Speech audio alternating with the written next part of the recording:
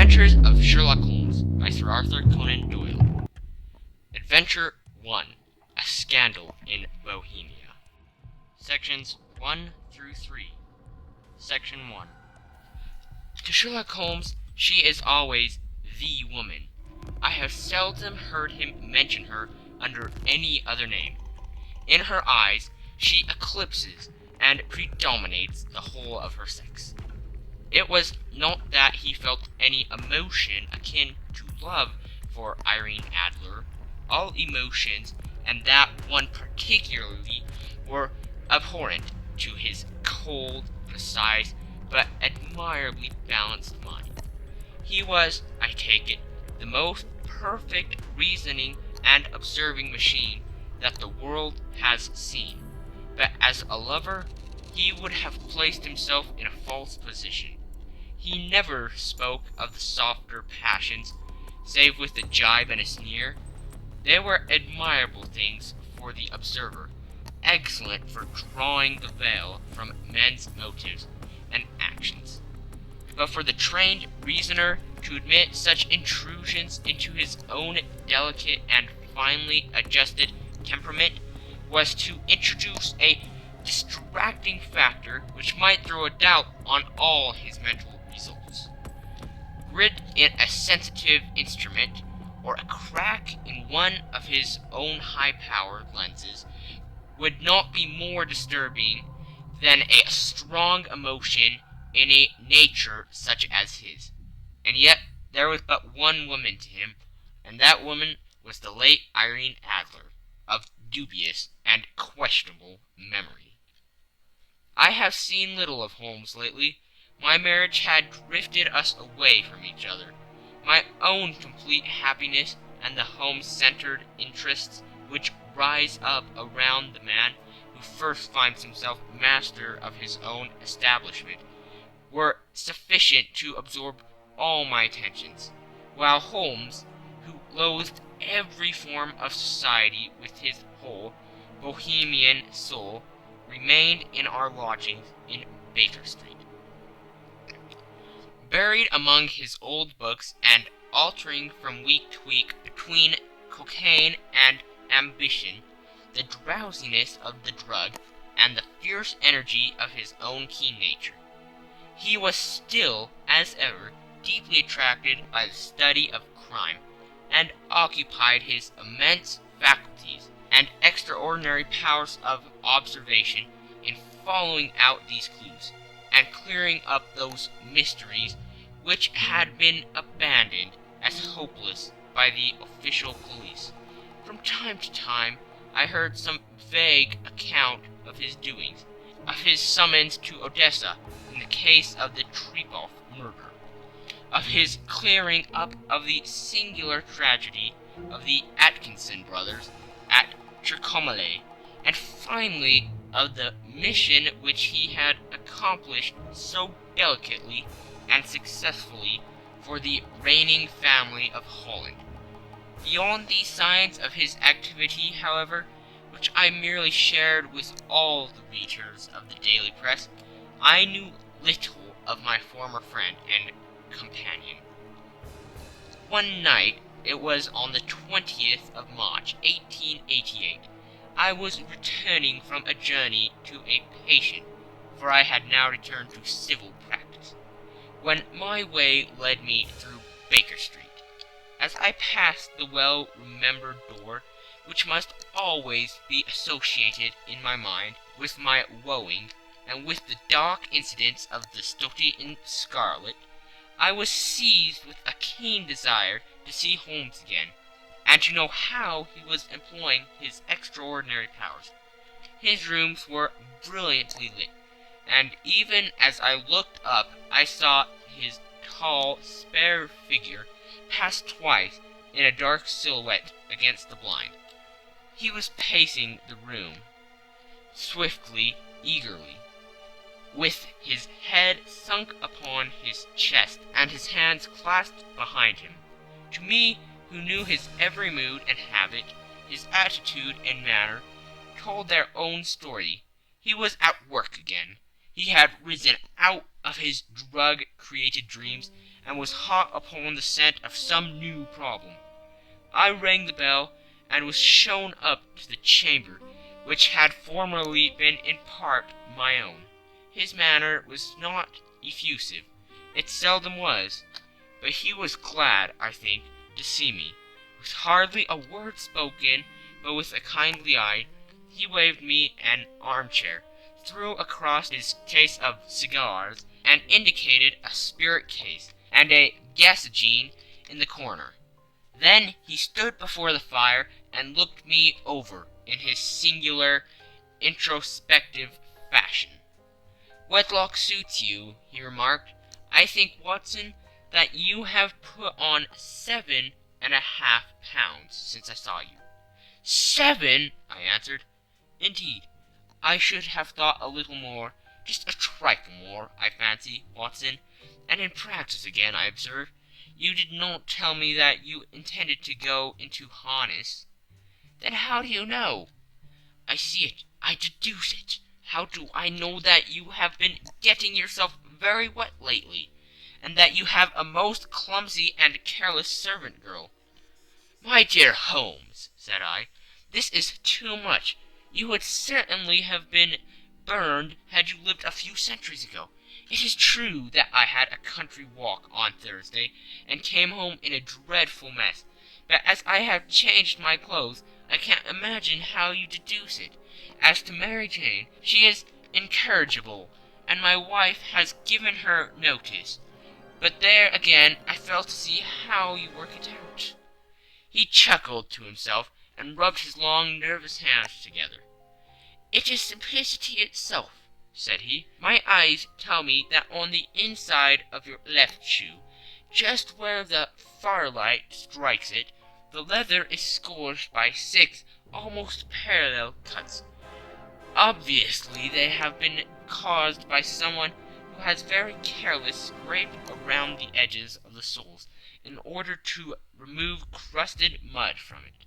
Hence you see my double deduction, that you have been out in vile weather, and that you have a particularly malignant, boot-slitting specimen of the London Slave. As to your practice, if a gentleman walks into my room smelling of iodine, with a black mark of nitrate of silver upon his right forefinger, and a budge on the right side of his top hat, to show where he has secreted his stethoscope, I must be dull indeed, if I did not pronounce him to be an active member of the medical profession." I could not help laughing at the ease with which he examined his process of deduction. "When I hear you give your reasons," I remarked, "the thing always appears to me to be so ridiculously simple that I could easily do it myself, though at each successive instance of your reasoning I am baffled until you explain your process. And yet I believe that my eyes are as good as yours." "Quite so," he answered, lighting a cigarette, and throwing himself down into an armchair. "You see, but you do not observe. The distinction is clear. For example, you have frequently seen the steps which lead up from the hall to this room?" "Frequently." "How often?" "Well, some hundred of times." "Then how many are there?" "How many? I don't know." "Quite so. You have not observed, and yet you have seen. That is just my point. Now I know that there are 17 steps, because I have both seen and observed. By the way, since you are interested in these little problems, and since you have been good enough to chronicle one or two of my trifling experiences, you may be interested in this." He threw over a sheet of thick, pink-tinted notepaper, which had been lying upon the table. "It came by the last post," said he. "Read it aloud." The note was undated, and without either signature or address. "There will call upon you tonight, at 7:45, it said, "a gentleman who desires to consult you upon a matter of the very deepest moment. Your recent services to one of the royal houses of Europe have shown that you are one who may safely be trusted with matters which are of an importance which can hardly be exaggerated. This account of you will have from all quarters received, but in your chamber then at that hour, and do not take it amiss if your visitor wears a mask. This is indeed a mystery, I remarked. What do you imagine that it means? I have no data yet. It is a capital mistake to theorize before one has data. Insensibly, one begins to twist facts to suit theories, instead of theories to suit facts. But the note itself, what do you deduce from it? I certainly examined the writing, and the paper upon which it was written. The man who wrote it was presumably well-to-do, I remarked, endeavoring to imitate my companion's process. Such paper could not be bought under half a crown a packet. It is peculiarly strong and stiff. Peculiar, that is the very word, said Holmes. It is not an English paper at all. Hold it up to the light.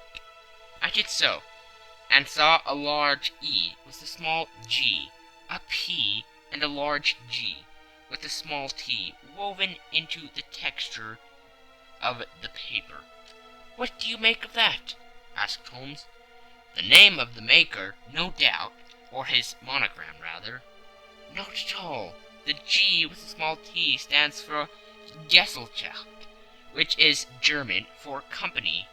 It is a customary contraction like our CO. P, of course, stands for paper. Now for the EG. Let us glance at our continual gazetteer.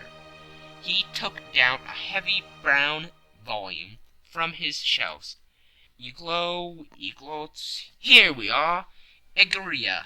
It is in a German-speaking country in Bohemia, not far from Carlsbad, remarkably as being the scene of the death of Wallenstein, and for its numerous glass factories and paper mills. Ha ha, my boy, what do you make of that? His eyes sparkled, and he sent up a great blue triumphant cloud from his cigarette. The paper was made in Bohemia, I said. Precisely. And the man who wrote the note is a German. You note the particular contraction of the sentence, this account of you we have from all quarters received. A Frenchman or Russian could not have written that. It is the German who is so unconscious to his verbs.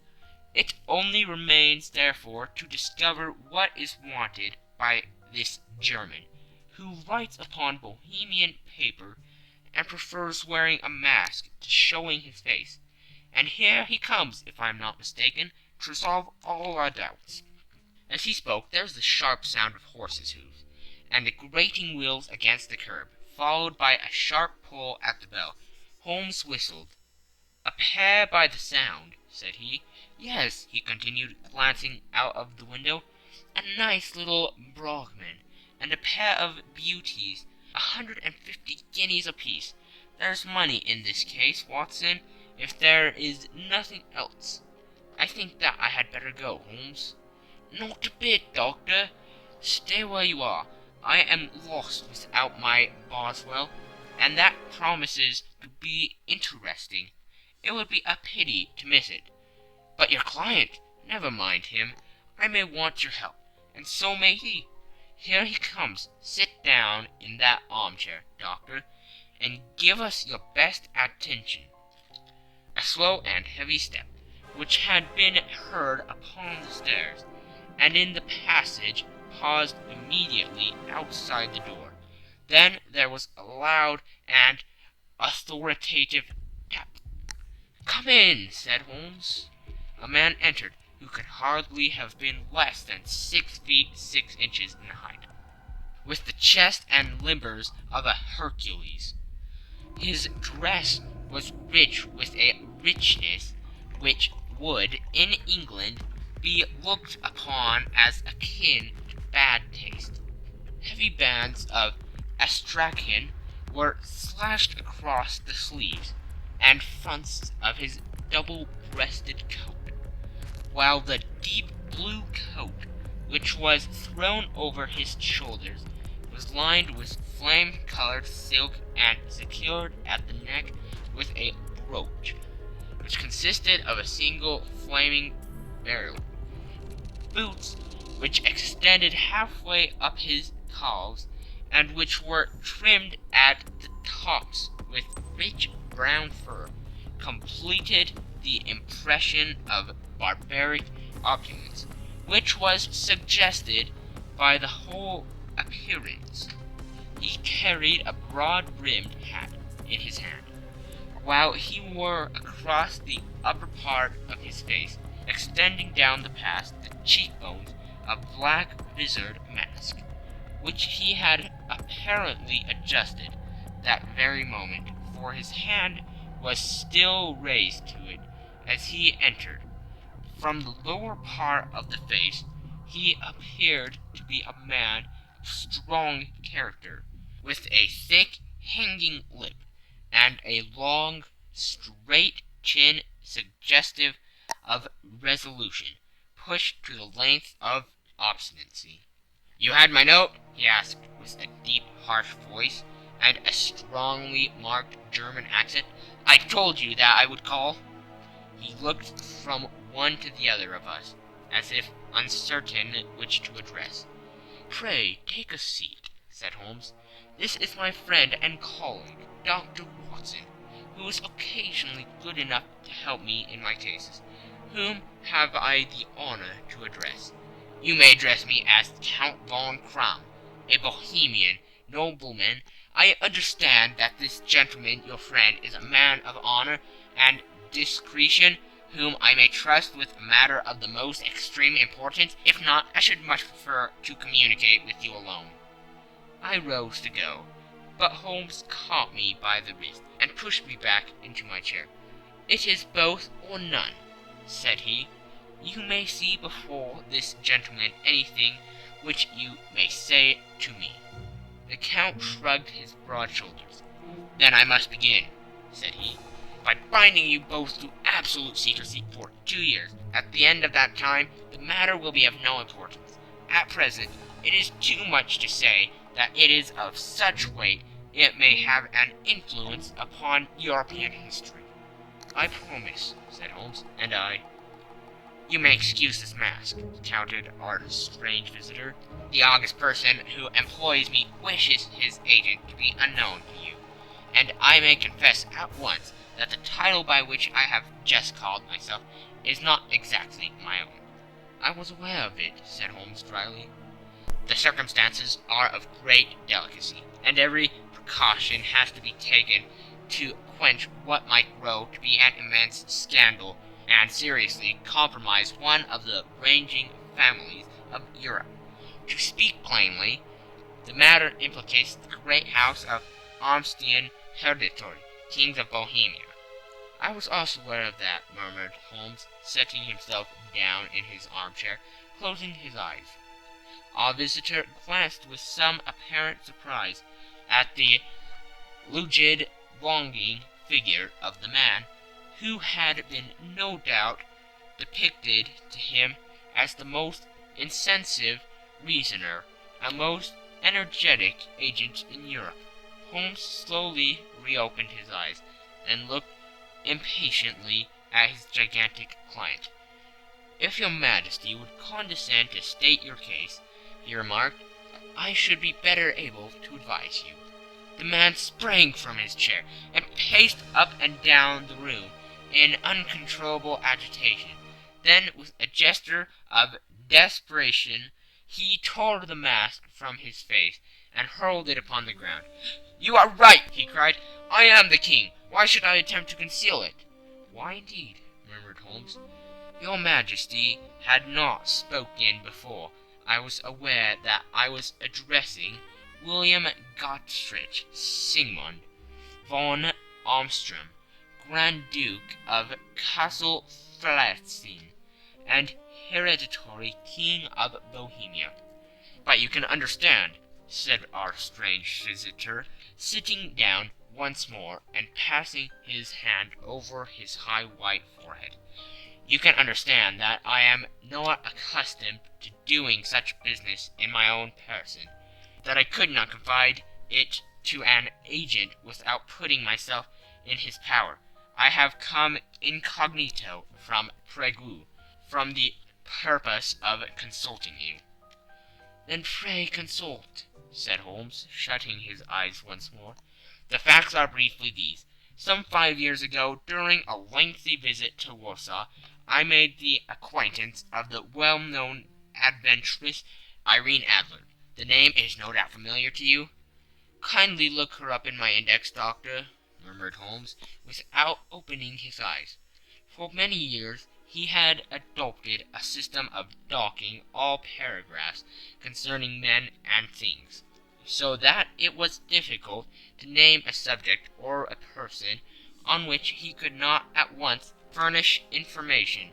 In this case I found her biography sandwiched in between that of Hebrew rabbi and that of staff commander, who had written a monograph upon the deep-sea fishes. "Let me see," said Holmes. Born in New Jersey in the year 1858. Contrita. Scala. Prima donna Imperial Opera of Warsaw. Yes! Retired from the operatic stage. Ha! Living in London. Quite so, Your Majesty. As I understand, become entangled with this young person, wrote her some comprising letters, and is now desirous of getting these letters back." "Precisely so. But how?" "Was there a secret marriage?" "None." "No legal papers or certificates?" "None." "Then I fail to follow, Your Majesty. If this young person should produce her letters from blackmailing or other purposes, how is she to prove their authenticity?" "There is writing." Forgery." "My private notepaper." "Stolen." "My own seal." "Imitated." "My photograph." "Bought." "We were both in the photograph." "Oh dear, that is very bad. Your Majesty has indeed committed an indiscretion." "I was mad, insane." "You have compromised yourself seriously." "I was only Crown Prince then. I was young. I am but 30 now." "It must be recovered." "We have tried and failed. Your Majesty must pay. It must be bought." "She will not sell." "Stolen then." 5 attempts have been made. Twice burglars in my pay ransacked her house. Once we diverted her luggage when she traveled. Twice she had been waylaid. There has been no result. "No sign of it?" "Absolutely none." Holmes laughed. "It is quite a pretty little problem," said he. "But a very serious one to me," returned the king, reproachfully. "Very indeed. What does she propose to do with the photograph?" "To ruin me." "But how?" "I'm about to be married." "So I have heard." "To Claudia Lorman von Saxe-Montague, second daughter of the King of Scandinavia. You may know the strict principles of her family. She is herself the very soul of delicacy. A shadow of a doubt as to my conduct would bring the matter to an end." "And Irene Adler?" "Threatens to send him a photograph. And she will do it. I know that she will do it. You do not know her, but she has a soul of steel. She has the face of the most beautiful of women, and the mind of the most resolute of men. Rather than I should marry another woman, there are no lengths to which she would not go. None." "You are sure that she has not sent it yet?" "I am sure." "And why?" "Because she has said that she would send it on the day when the betrothal was publicly proclaimed. That would be next Monday." "Oh, then we have 3 days yet," said Holmes with a yawn. "That is very fortunate, as I have 1 or 2 matters of importance to look into just at present. Your Majesty will, of course, stay in London for the present?" "Certainly. You will find me at the Logram under the name of the Count von Crown. Then I shall drop you a line to let you know how we progress. Pray do so. I shall be all anxiety. Then as to money, you have carte blanche. Absolutely. I tell you that I would give one of the provinces of my kingdom to have that photograph. And for the present expenses, the king took a heavy chamos leather bag from under his cloak and laid it on the table. There are 300 pounds in gold and 700 in notes, he said. Holmes scribbled a receipt upon a sheet of his notebook and handed it to him. And mademoiselle's address, he asked, is Brony Lodge, Supretime Avenue, St. John's Wood. Holmes took a note of it. What other question? Said he. Was the photograph a cabinet? It was. Then good night, your majesty, and I trust that we shall soon have some good news for you. And good night, Watson, he added, as the wheels of the Royal Brougham rolled down the street. If you will be good enough to call tomorrow afternoon at 3 o'clock, I should like to chat this little matter over with you. End of Section 1. Section 2. At 3 o'clock precisely, I was at Baker Street, but Holmes had not yet returned. The landlady informed me that he had left the house shortly after 8 o'clock in the morning. I sat down beside the fire, however, with the intention of awaiting him. However long he might be, I was already deeply interested in his inquiry, for though it was surrounded by none of the grim and strange features which were associated with the 2 crimes which I have already recorded, still the nature of the case and the exalted station of his client gave it a character of its own. Indeed, apart from the nature of the investigation which my friend had on hand, there was something in his masterly grasp of a situation, and his keen, incisive reasoning, which made it a pleasure to me to study his system of work, and to follow the quick, subtle methods by which he distinguished the most inextricable mysteries. So accustomed was I to his invariable success, that the very possibility of his failing had ceased to enter into my head.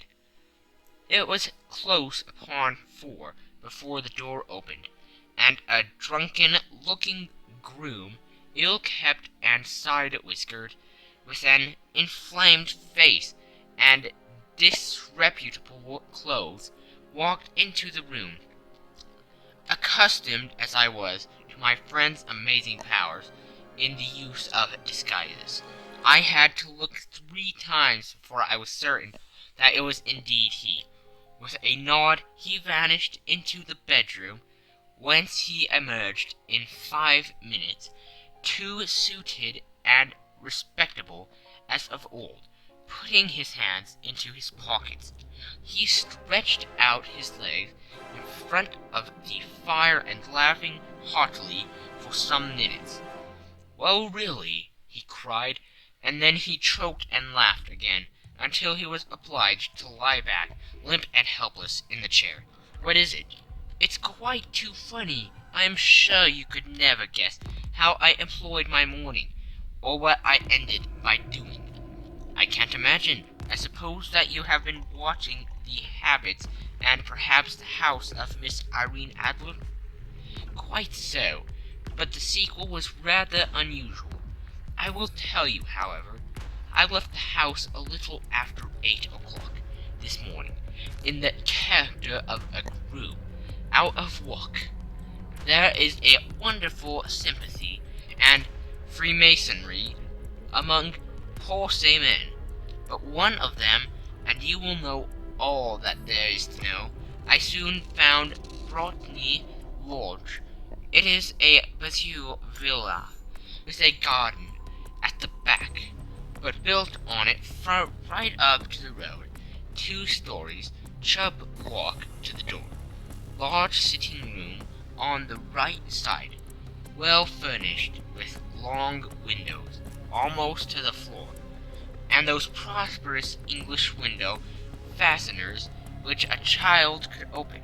Behind there was nothing remarkable, save the passage window could be reached from the top of the courtyard. I walked round it and examined it closely from every point of view, but without nothing anything else of interest. I then lodged down the street, and found, as I expected, that there was a news in a lane which runs down by one wall of the garden. I went the ostlers a hand in rubbing down their houses, and received in exchange 2 pence, a glass of half and half, 2 fills of shag tobacco, and as much information as I could desire about Miss Adler, to say nothing of half a dozen other people in the neighborhood, in whom I was not in the least interested, but whose biographies I was compelled to listen to. "And what of Irene Adler?" I asked. "Oh, she has turned all the men's heads down in that part. She is the daintiest thing under a bonnet on the planet. So say the Sappratine News to a man. She lives quietly, sings at concerts, drives out at 5 every day, and returns at 7 sharp for dinner. Seldom goes out at other times, except when she sings. Has only 1 male visitor, but a good deal of him. He is dark, handsome, and dashing. Never calls less than once a day, and often twice. He is Mr. Godfrey Norton of the Inner Temple. See the advantages of a cabman as a confidant? They have driven him home a dozen of times from Serpentine Mews, and knew all about him. When I had listened to all they had to tell, I began to walk up and down near Briony Lodge once more, and to think over my plan of campaign. This Godfrey Norton was evidently an important factor in the matter. He was a lawyer. That sounded ominous. What was the relation between them, and what the object of his repeated visits? Was she his client, his friend, or his mistress? If the former, she had probably transferred the photograph to his keeping. If the latter, it was less likely, on the issue of this question deepened, whether I should continue my work at Briony Lodge, or turn my attention to the gentleman's chambers in the Temple. It was a delicate point, and it winded the field of my inquiry. I fear that I bore you with these details, but I have to let you see my little difficulties, if you are to understand the situation. "I am following you closely," I answered. I was still balancing the matter in my mind, when a hansom cab drove up to Briony Lodge, and a gentleman sprang out. He was a remarkably handsome man, dark, aquiline, and mustached, evidently the man of whom I have heard. He appeared to be in a great hurry, shouted to the cabman to wait, and brushed past the maid, who opened the door with the air of a man who was thoroughly at home. He was in the house about half an hour, and I could catch glimpses of him in the windows of the sitting-room, pacing up and down, talking excitedly and waving his arms. Of her I could see nothing. Presently he emerged, looking even more flurried than before. As he stepped up into the cab, he pulled a gold watch from his pocket, and looked at it earnestly. "Drive like the devil," he shouted. "First to Gross and Hungry's in Regent Street, and then to the Church of St. Monica in Edgware Road. Half a guinea if you do it in 20 minutes." Away they went, and I was just wondering whether I should not do well to follow them, when up the lane came a neat little landau, the coachman with his coat only half buttoned, and his tie under his ear, while all the tags of his harness were sticking out of the buckles.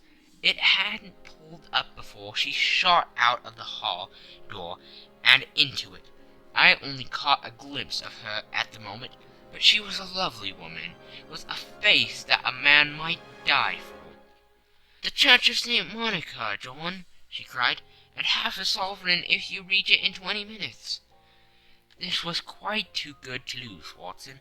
I was just balancing whether I should run for it, or whether I should perch behind her landau, when a cab came through the street. The driver looked twice at such a shabby fare, but I jumped in before he could object. "The Church of St. Monica," said I, "and half a sovereign if you reach it in 20 minutes. It was 25 minutes to 12, and of course it was clear enough what was in the wind.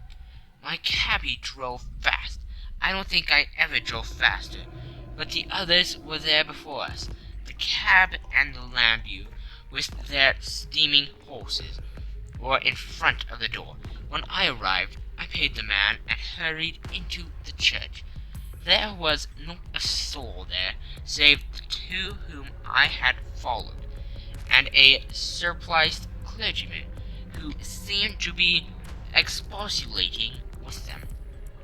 They were all three standing in a knot in front of the altar. I longed up the side aisle like any other idler who has dropped into a church. Suddenly, to my surprise, the three at the altar faced round to me, and Godfrey Norton came running as hard as he could toward me.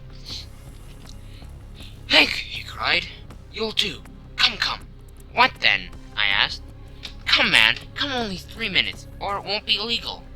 I was half dragged up to the altar, and before I knew where I was, I found myself mumbling responses which were whispered in my ear, and vouching for things of which I knew nothing, and generally assisting in the secure tying up of Irene Adler, spinster, to Godfrey Norton, bachelor. It was all done in an instant, and there was the gentleman thanking me on the one side and the lady on the other, while the clergyman beamed on me in front. It was the most preposterous position in which I ever found in my life, and it was the thought of it that startled me into laughing just now. It seems there had been some informality about their license, that the clergyman absolutely refused to marry them without a witness of some sort, and that my lucky appearance saved the bridegroom from having to sally out into the street in search of a best man. The bride gave me a sovereign, and I mean to wear it on my watch chain in memory of the occasion. "That is a very unexpected turn of affairs," said I. "And what then?" "Well, I found my plans very seriously menaced. It looked as if the pair might take an immediate departure, and so necessity very prompt and energetic measures on my part. At the church door, however, they separated, he driving back to the temple, and she to her own house. "I shall drive out into the park at 5 as usual," she said, as she left him. I heard no more.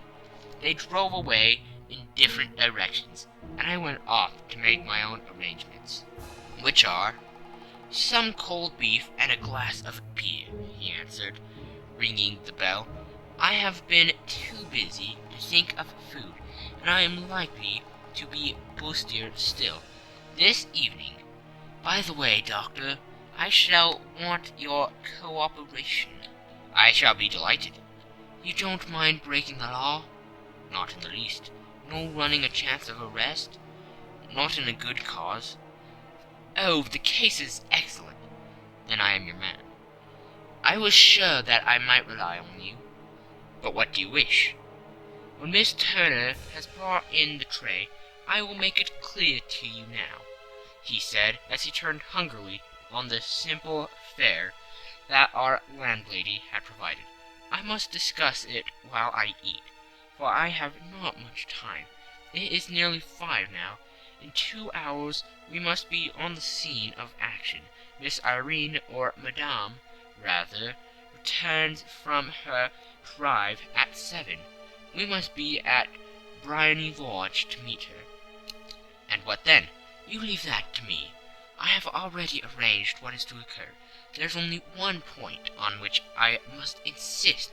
You must not interfere, come what may. You understand? I'm to be neutral, to do nothing whatever. There will probably be some small unpleasantness. Do not join in it. It will end in my being conveyed into the house. 4 or 5 minutes afterwards, the sitting-room window will be open. You are to station yourself close to that open window. Yes, you are to watch me, for I have been visible to you. Yes, when I raise my hand, so, you will throw into the room what I give you to throw, and will, at the same time, raise the cry of "Fire!" You quite follow me? Entirely.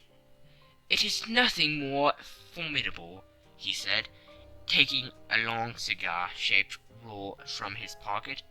It is an ordinary plumber's smoke rocket, fitted with a cap at either end, to make it self-lighting.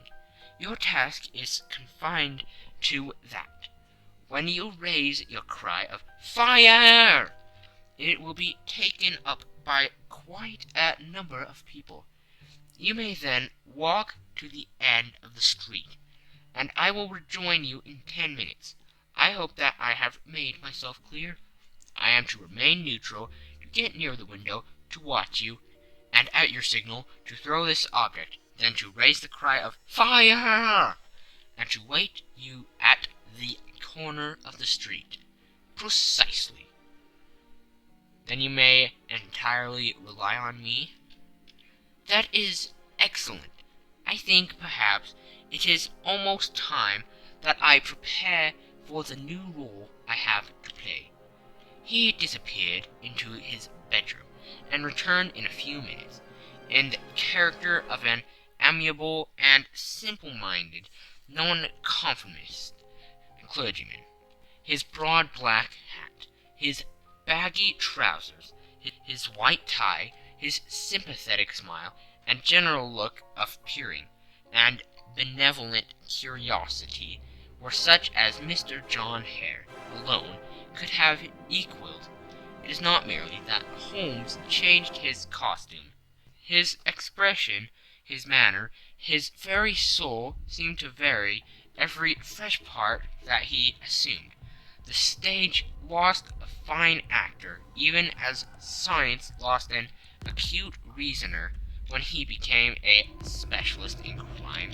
It was 6:15 when we left Baker Street, and it still wanted 10 minutes to the hour, when we found ourselves in Serpentine Avenue. It was already dusk, and the lamps were just being lightened as we paced up and down in front of Briony Lodge, waiting for the coming of its occupant. The house was just such as I had pictured it from Sherlock Holmes's succinct description, but the locale appeared to be less private than I expected. On the contrary, for a small street in a quiet neighborhood, it was remarkably animated. There was a group of shabbily dressed men smoking and laughing in a corner. A scissors grinder with his wheel, 2 guardsmen who were flirting with a nurse girl, and several well-dressed young men who were laughing up and down with cigars in their mouths. "You see," remarked Holmes, as we passed to and fro in front of the house, "this marriage rather simplifies matters. The photograph becomes a double-edged weapon now. The chances are that she would be as averse to its being seen by Mr. Godfrey Norton as our client is to coming to the eyes of his princess. Now the question is, where are we to find the photograph?" Where indeed? "It is most unlikely that she carries it about with her. It is cabinet-sized, too large for easy concealment about a woman's dress. She knows that the king is capable of having her waylaid and searched. 2 attempts of the sort have already been made. We may take it, then, that she does not carry it about with her. Where, then? Her banker or her lawyer. There is that double possibility, but I am inclined to think neither. Women are naturally secretive, and they like to do their own secreting. Why should she have it over to anyone else? She could trust her own guardsmanship, but she could not tell what indirect or political influence might be brought to bear upon a businessman. Besides, remember that she had resolved to use it within a few days. It must be where she can lay her hands upon it. It must be in her own house. But it has twice been burgled. Pshaw! They did not know how to look. But how will you look? I will not look. What then? I will get her to show me. But she will refuse. She will not be able to. But I hear the rumble of wheels. It is her carriage. Now carry out my orders to the letter." As he spoke, the gleam of the sidelights of a carriage came round the curve of the avenue. It was a smart little landau, which rattled up to the door of Brimy Lodge.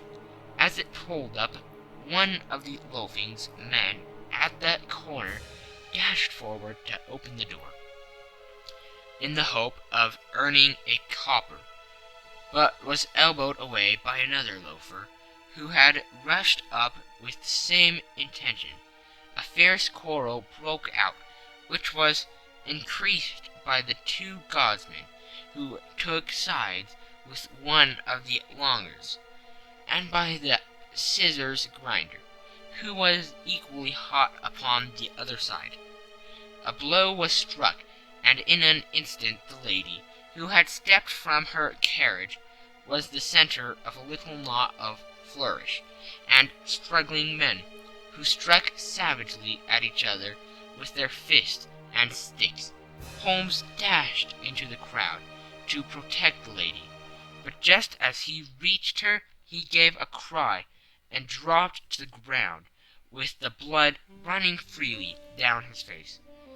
At his fall the guardsmen took their heels in one direction, and the longers in the other, while a number of better-dressed people, who had watched the suffice without taking part in it, crowded in to help the lady and to attend to the injured man. Irene Adler, as I will still call her, had hurried up the steps, but she stood at the top with her superb figure outlined against the lights of the hall, looking back into the street. "Is the poor gentleman much hurt?" she asked. "He is dead," cried several voices. "No, no, there's life in him," shouted another, "but he'll be gone before you can get him to hospital." "He's a brave fellow," said a woman. "They would have got the lady's purse and watch if it hadn't been for him. They were a gang, and a rough one, too. Ah, he's breathing now." "He can't lie here in the streets. May we bring him in, marm?" "Surely bring him into the sitting-room. There's a comfortable sofa. This way, please." Slowly and solemnly he was borne into the Brimy Lodge, and laid into the principal room, while I still observed the proceedings from my post. by the window.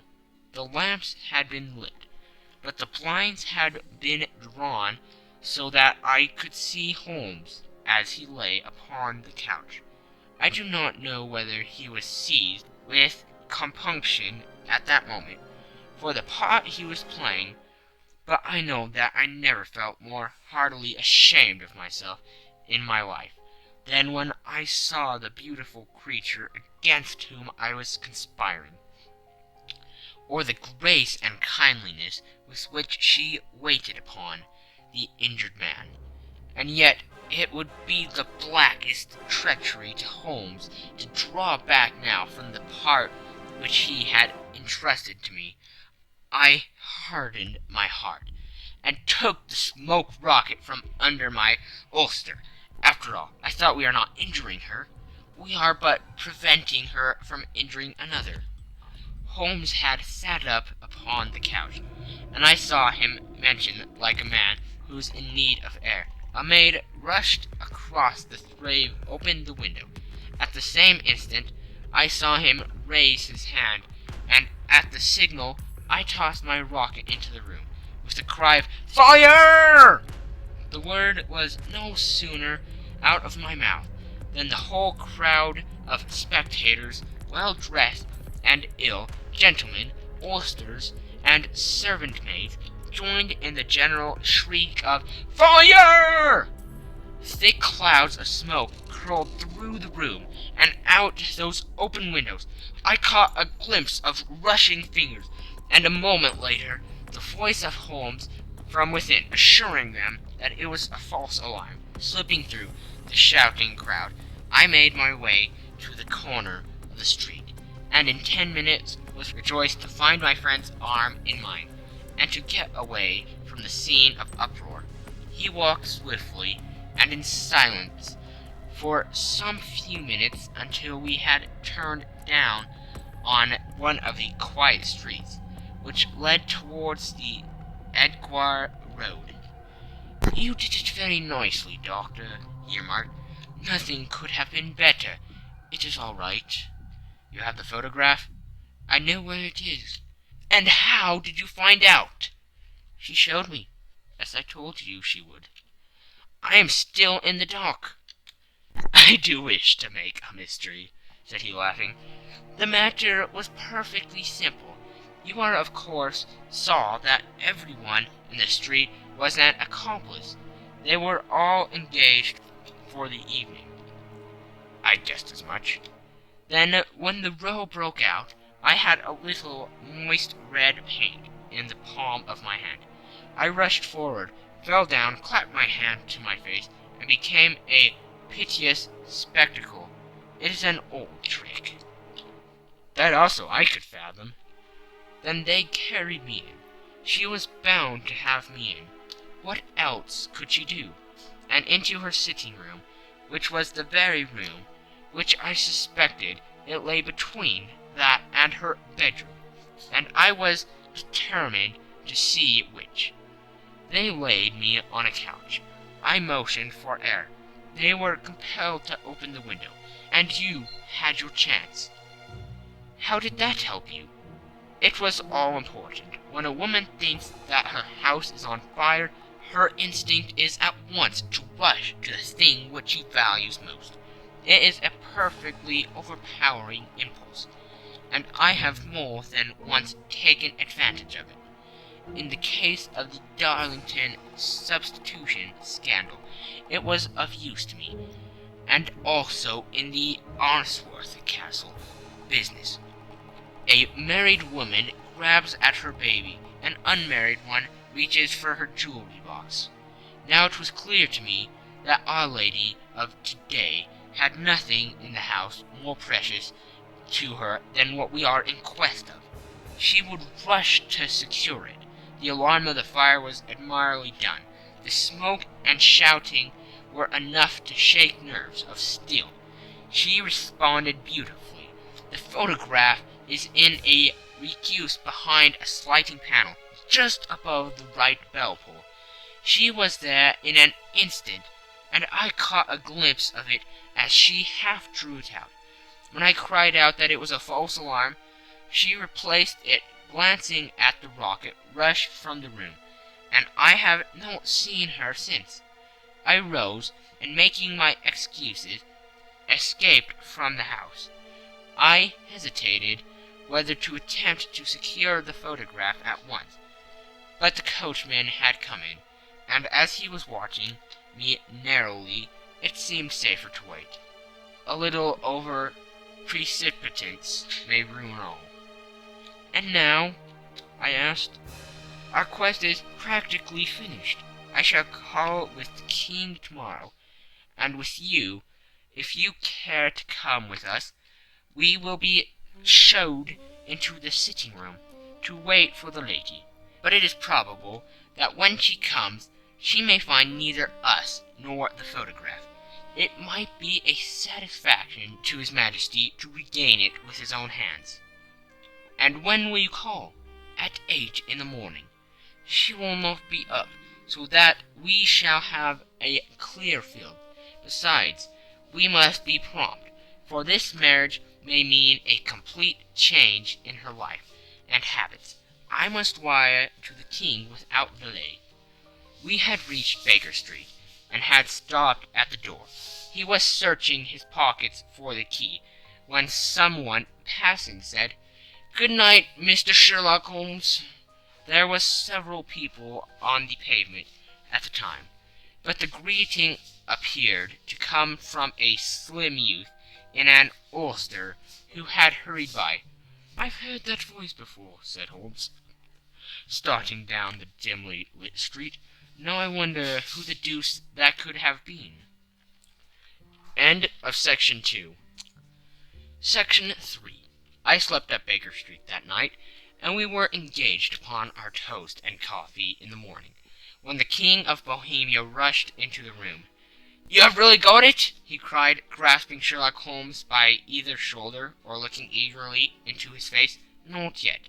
But you have hopes?" "I have hopes." "Then come. I am all impatience to be gone." "We must have a cab." "No, my brougham is waiting." "Then that will simplify matters." We descended, and started off at once more for Bromley Lodge. "Irene Adler is married," remarked Holmes. "Married? When?" "Yesterday." "But to whom?" "To an English lawyer named Norton." "But she could not love him." "I am in hopes that she does." "And why in hopes?" "Because it would spare your Majesty all fear of future annoyance.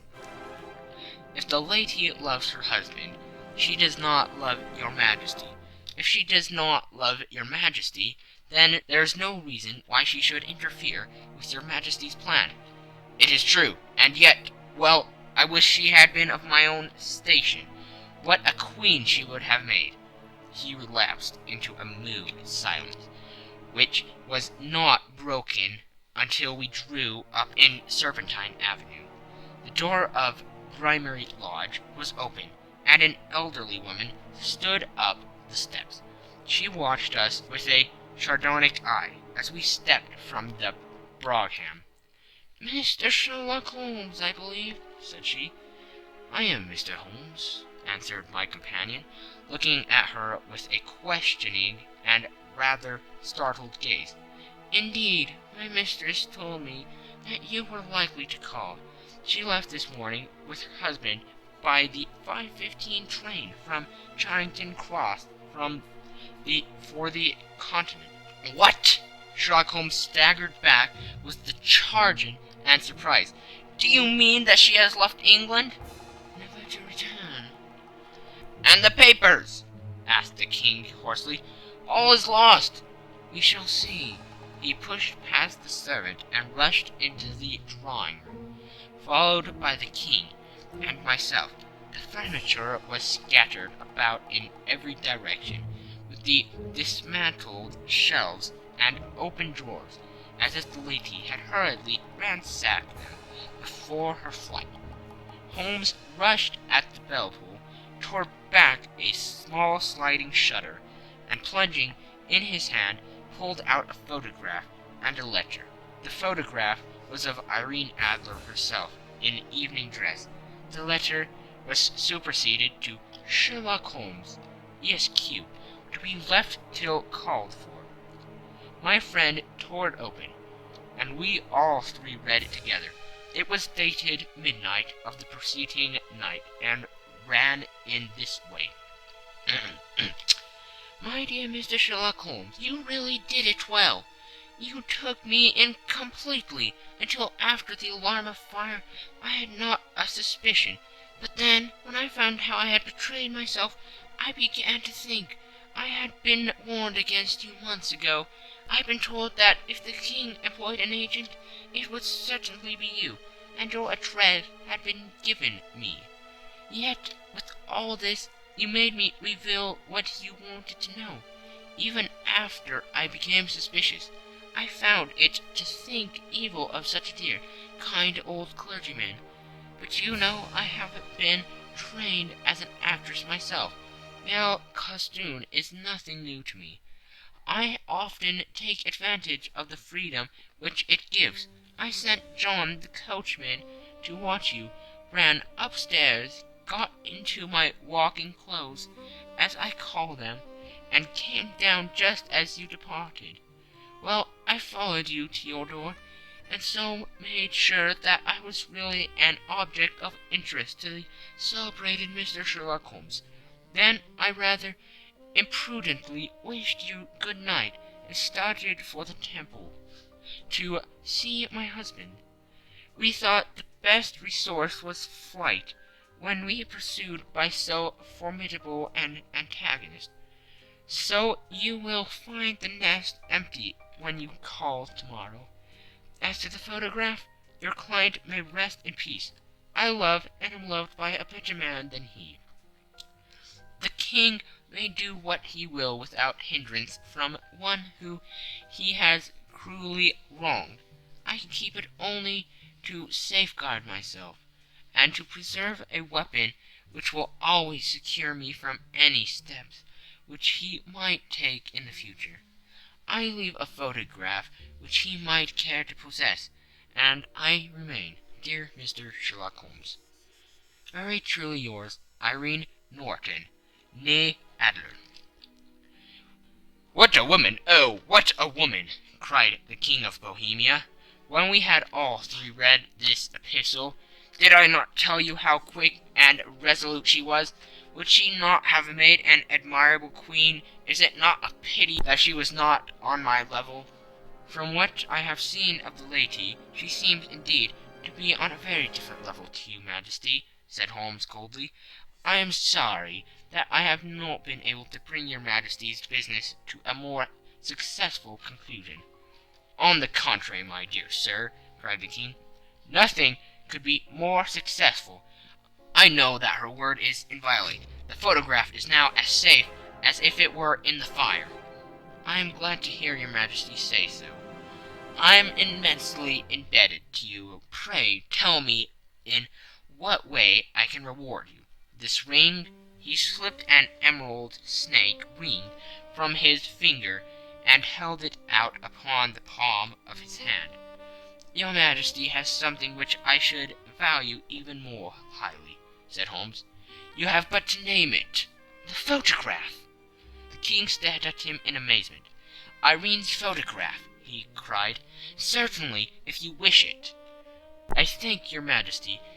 Then there is no more to be done in the matter. I have the honor to wish you very good morning. He bowed and turned away without observing the hand which the king had stretched out to him. He set off in my company for his chambers. And that was how a great scandal threatened to affect the kingdom of Bohemia, and how the best plans of Mr. Sherlock Holmes were beaten by a woman's wit.